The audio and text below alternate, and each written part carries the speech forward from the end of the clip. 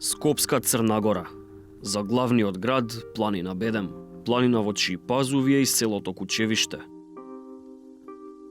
За некои од мештаните, снегот е прилика да одморат.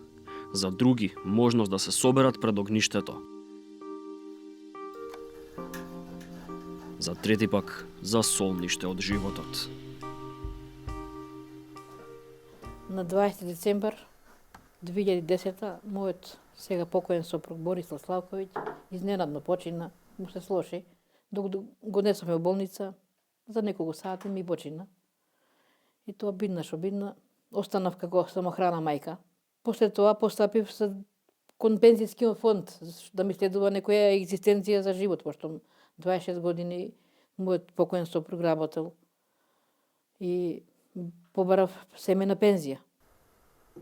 Семејството Славковиќ преку ноќ останало без главниот хранител. Гордана, која целиот живот била домакинка, останала со двата сина кои туку-што зачекориле во животот на возрастните. И самите се мачеле да учествуваат со некое парче леб на скромната трпеза. 26 години кои таткото Борислав ги минал како погребник во Бутел, Гордана се надевала дека ќе можат да им обезбедат некаква екзистенција. И ми враќаа со одговор дека јас зошто сум немала 45 години. Мојот сопруг почина на 20.12.2010, а јас направив во февруар 45 години. За месец и пол немав 45 години за да наследам пензијата на 50 години. Сега, до моментот на смртта, сопруг или сопруга треба да има 45 години за да ја наследи на 50.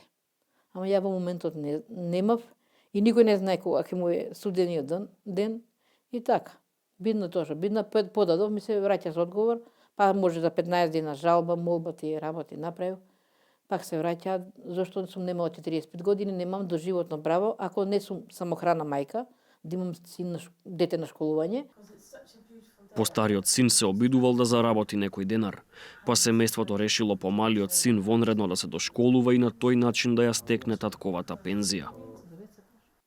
Што направив, отидов на 16 август, го запишав синот помалиот, тогаш ми имаше 22 години и 8 месеци, кога го запишав да учи ванредно со него за да добијам семејна пензија. На 16 го запишав, бевме во пион на 18 август, предадовме све тоа и на 19 се случи уште една случка, ми загина синчето во зоолошка градина, директно на место струја го тепа. Колку што останав без хранител, останав и без син. И сега немам никад право до животно да имам семејна пензија. Без приходи и со испразнета куќа, Гордана останала да го мери се помалото парче леб и да води сметка за 2 гроба.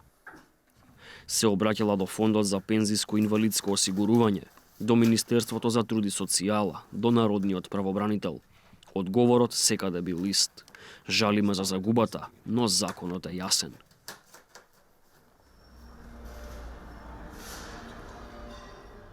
Точката 4 од членот 59 од Законот за пензиско и инвалидско осигурување вели дека вдовец, односно вдовица, можат да остварат право на семејна пензија на 50 години, но само ако во моментот на смртта на брачниот другар имале навршено 45.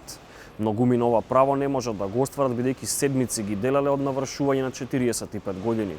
Но што и со оние кои што имале 45 години, но треба некако да преживеат до 50-та година за да ја стекнат оваа пензија.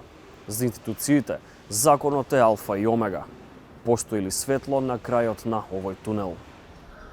Колку мина ја делат судбината со Гордана, никој не знае.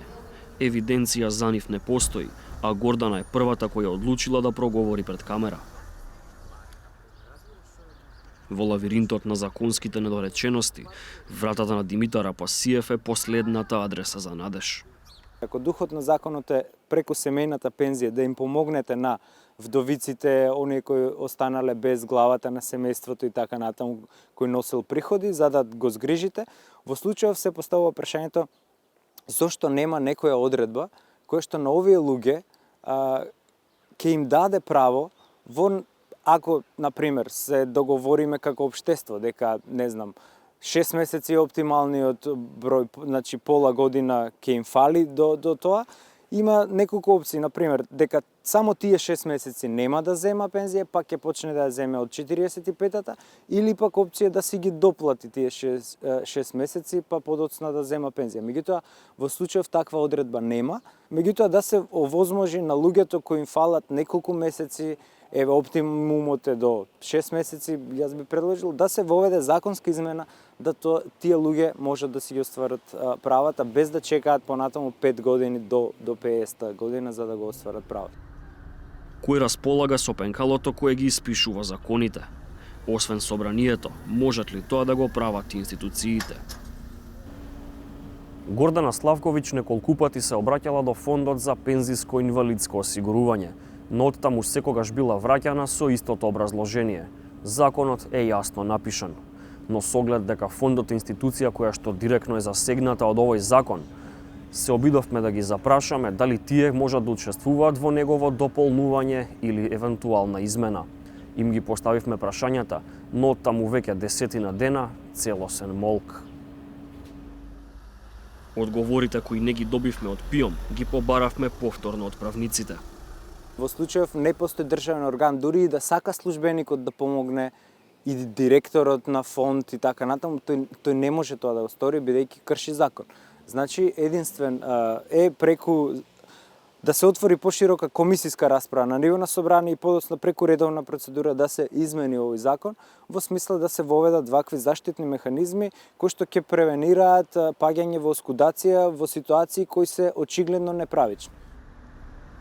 Ги сметали законот овие граѓани за колатерална штета? Свесни ли се пратениците за нивното постоење? Ова прашање им го поставивме на дел од членовите на претходниот состав на Собраниската комисија за труд и социјала. Во таа комисија всушност е решението за проблемот на луѓето како Гордана. Сите ни рекоа дека се свесни за постоењето на овие луѓе, но и дека менувањето на законот тешко ќе се случи. Сепак, никој не сакаше да биде тој што ќе го каже ова пред камера. Тропнавме и на вратата на Министерството за труд и социјала. Наместо побараното интервју, добивме опширно писмено соопштение во кое на крајот се надзираат одговорите.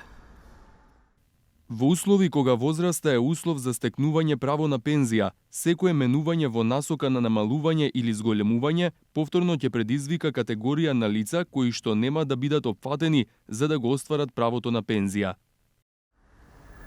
Дури да се промени законот, дали би важел само за оние кои допрва би се соочиле со овој проблем или ќе им помогне на оние кои го кренаа гласот? Надеж им е уставот, според кој секоја законска измена може да важи ретроактивно ако е во полза на граѓаните. Но дотаму има уште долг неизоден пат. Гордана е започнува 7-та година на од по тој пат. Се обидува да допре до тие кои се единствена надеж, оние кои доаѓаат од народот за да му помогнат на народот, пратениците. Деновите за неа одамна немаат ниту часови, ниту минути. Ги минува најчесто онаму каде и почиваат синот и домакинот. Ја не барам никаква милостиња, никој неќем да ми помага. Сакам ја 20 години човекот, пошто ме работел, да ми се усвои правото. Некоја корекција да се направи. Никој не знаеме кога не чека, кој ден ќе идеме на таму на тој свет.